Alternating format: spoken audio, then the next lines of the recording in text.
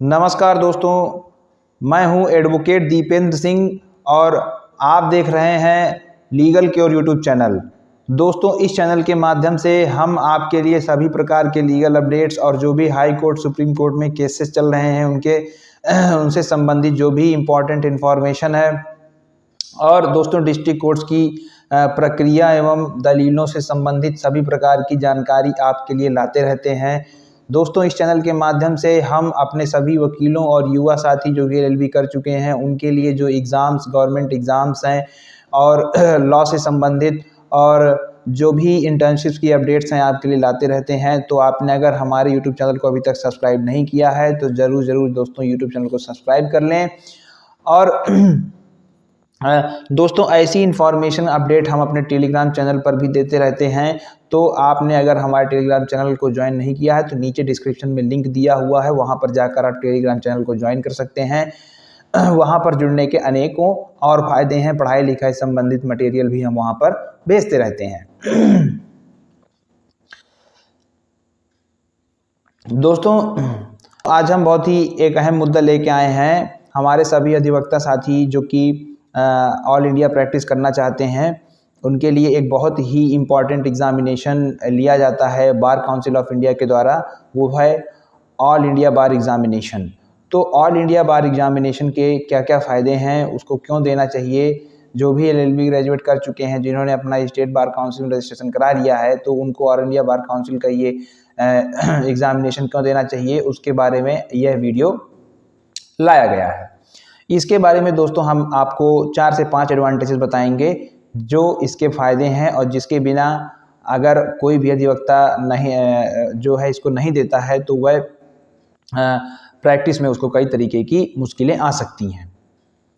देखिए दोस्तों, इसका जो पहला एडवांटेज है वो है कि जब आप ऑल इंडिया बार एग्ज़ामिनेशन दे देते हैं, जो कि नॉर्मली क्या होता है कि आपको अपने जो आपने रजिस्ट्रेशन अपनी बार काउंसिल ऑफ स्टेट में करा रखा है उसके 2 साल के अंदर दोस्तों आपको कराना पड़ता है। क्या होता है कि बार काउंसिल ऑफ जो आपका स्टेट है उसका रजिस्ट्रेशन 2 साल के लिए मान रहता है और अगर आपने 2 साल के अंदर ऑल इंडिया बार एग्ज़ामिनेशन पास नहीं किया हुआ है तो आपको जो है दोबारा से रजिस्ट्रेशन कराना या उसको रिन्यूअल कराने उसकी प्रक्रिया के बारे में आप जान सकते हैं अपने यहाँ की बार काउंसिल में जाके, लेकिन उसके बाद वो कहीं ना कहीं उसमें उसके इनवैलिडेशन का डर रहता है। ठीक है, इनवैलिड हो जाता है।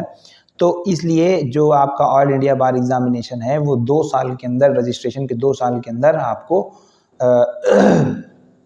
करा लेना ज़रूरी होता है। अब दोस्तों क्या होता है कि जैसे ही आपने अपने बार काउंसिल ऑफ स्टेट में रजिस्ट्रेशन कराया तो आप एक रजिस्टर्ड लॉयर हो जाते हैं, आप वहाँ पर स्टेट में प्रैक्टिस कर सकते हैं।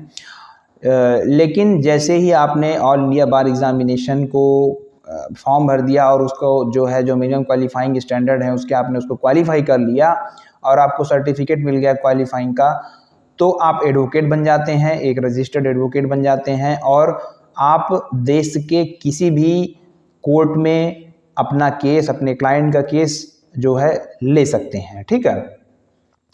अब इसके बाद दोस्तों क्या होता है कि इसमें COP नंबर आपको दे दिया जाता है। एक ऑल इंडिया बार एग्ज़ामिनेशन के बाद आपको एक COP नंबर दिया जाता है। तो COP नंबर बहुत ही इंपॉर्टेंट होता है जब आप कोई भी केस जो है नेशनल लेवल पे लड़ते हैं।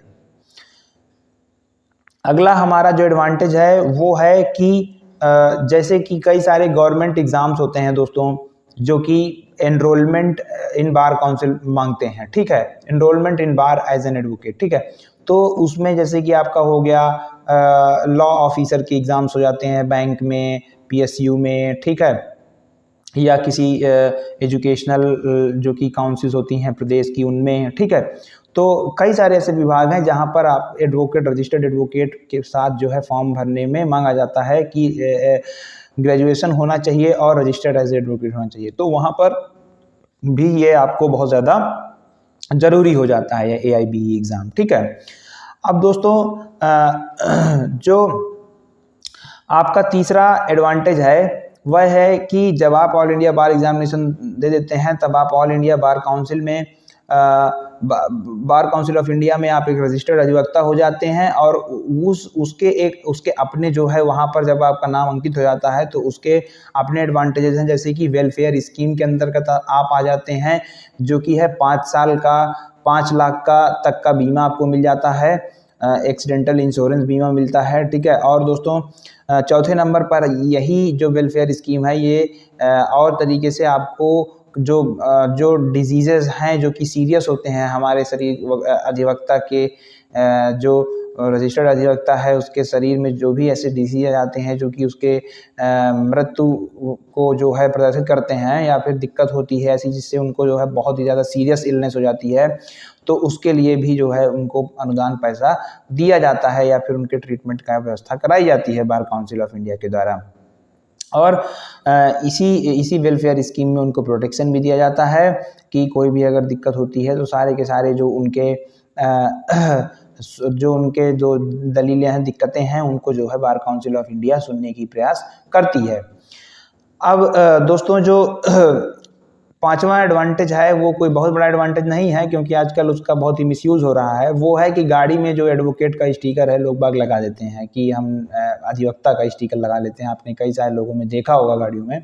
उससे क्या होता है कि पुलिस वाले रोकते नहीं हैं या फिर ऐसा दोस्तों नहीं होता है। अगर आपने कोई ऑफेंस किया है या आपने जो है कुछ भी गलत किया है, परिवहन के नियम तोड़े हैं या कुछ भी गलत किया है, तो आप अधिवक्ता क्यों ना हो, आपको एक नॉर्मल सिटीजन की तरह लिया जाएगा और आपको सज़ा दी जाएगी, ऐसी कोई बात नहीं है। लेकिन नॉर्मली लोग इसको स्टिकर को एक बहुत ही सम्मान से जोड़ते हैं, तो उस सम्मान के लिए ज़रूर से ज़रूर जो है स्टिकर की परमिशन आपको मिल जाती है, ठीक है। तो यह दोस्तों थी कुछ इन्फॉर्मेशन जो कि हमने ऑल इंडिया बार एग्जामिनेशन से संबंधित आप लोग को देनी चाहिए कि उसके क्या एडवांटेजेस हैं।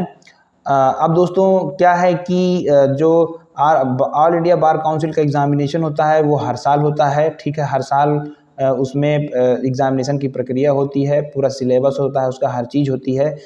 और इस साल का जो 2024 चल रहा है, इस साल में यह नोटिफिकेशन अभी 2 दिन पहले आया हुआ है।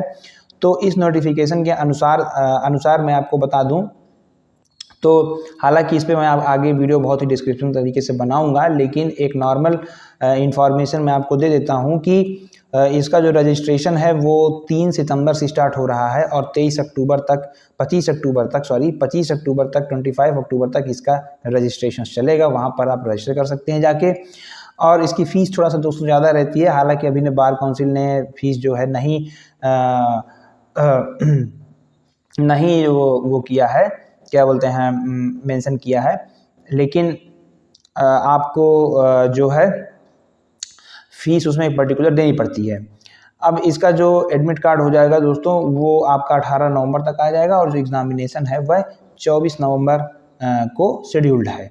इसके बारे में ज़्यादा इन्फॉर्मेशन मैं आपको अगले वीडियो में लाऊंगा, तो आप अगला वीडियो हमारा ज़रूर देखें। उसमें देखिए मैं आपको इसका प्रिपरेशन का पूरी स्ट्रेटजी बताऊंगा, इसका सिलेबस डिस्कस किया जाएगा, इसकी कट ऑफ डिस्कस की जाएगी और इसका जो मतलब कि कितने अपीयर होते हैं स्टूडेंट्स, कितने जो है क्या चीज़ें होती हैं एग्ज़ाम से रिलेटेड जो चीज़ें होती हैं वो सारी की सारी, कितने घंटे का होता है, कितने क्वेश्चन आते हैं, सारी चीज़ें, पैटर्न वगैरह, कट ऑफ वगैरह इसमें बहुत अच्छे तरीके से डिस्कस की जाएगी।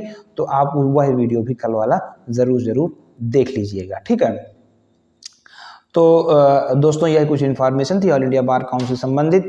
अगर आपको हमारा वीडियो अच्छा लगा हो तो ज़रूर हमारे वीडियो को लाइक करिए और जो है अपने जिन भी दोस्तों को ये वीडियोस की ज़रूरत हो, इन्फॉर्मेशन की ज़रूरत हो, उनको शेयर करिए और अपने सुझाव कमेंट के माध्यम से ज़रूर हम तक भेजिए। मिलते हैं दोस्तों आपसे अगले वीडियो में, तब तक के लिए धन्यवाद।